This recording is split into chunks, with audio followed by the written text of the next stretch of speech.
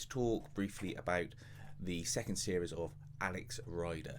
It's available via IMDb TV, which is accessible in the UK anyway via the Amazon Prime app. This means that you can watch it for free without a subscription, but you just get the odd advert here and there. It is the odd advert as well. It's not one of these ones where there's an advert every 5 bloody minutes and it becomes unwatchable. It follows the character of Alex Rider after the events of the first series, where he was recruited by the government to go to a boarding school called Point Blank in the Alps, where there was a nefarious cloning scheme going on. Now, he's sort of been discharged from this. He's back at school, and the spy agency don't want anything to do with him. But he becomes aware of circumstances and events that may link into a plot that the spy agency are dealing with.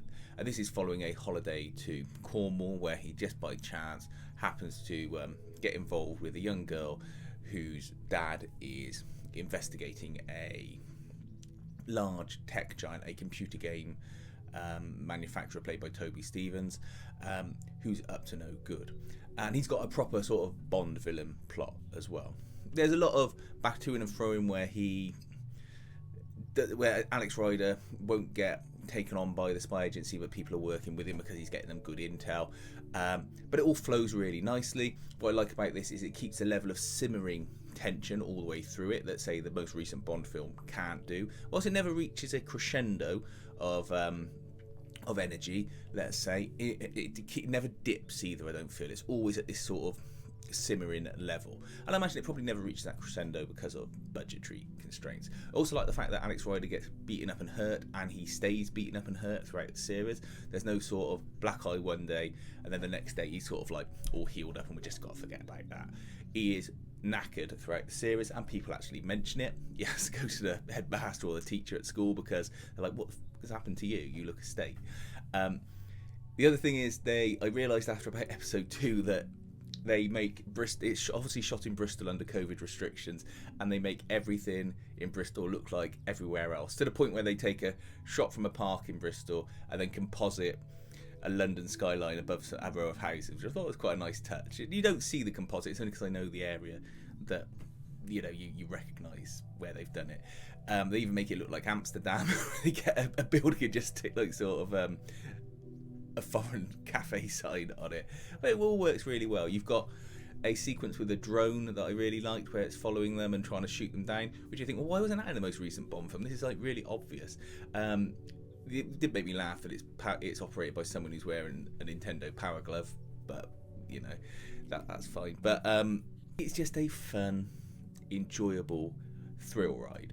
I mean, it never feels like a kids show. It never even feels like a teen show, because unlike CW shows where they have to talk about emotions for filling episodes, so they sit there and go, oh, what about our relationships? What about our emotions? Let's talk about that. None of that bollocks. They get the plot across. All the characters are developed. He's trying to stop this computer game going live.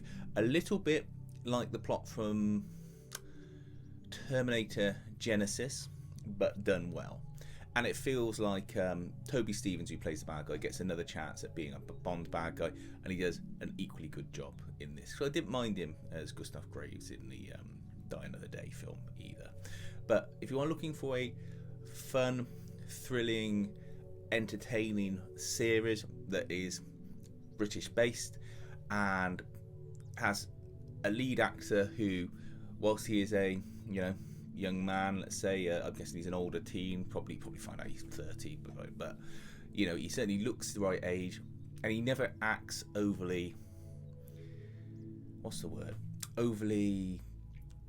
Americanized. Not that he's meant to be American, but you know what I mean. If you see this if this was an American series, he would be like a bodybuilder, ripped to the tits.